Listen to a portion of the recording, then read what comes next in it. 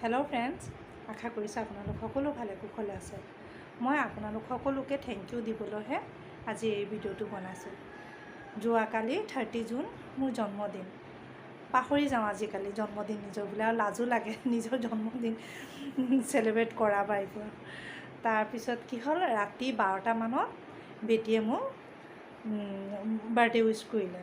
তাৰপিছত তাই আকৌ হোৱাটছএপত দেখিছোঁ ষ্টেটাছো লগালে। তাৰ মৰ্ণিঙত ভাবিলোঁ আৰু কাৰণো মনত থাকিব, কিন্তু ৰাতিপুৱা উঠি নিজৰ কামখিনি কৰি যেতিয়া মই ফেচবুক খুলিছোঁ, মোৰ ফেচবুকত দেখি ইমান ভাল লাগিছে নক'ব।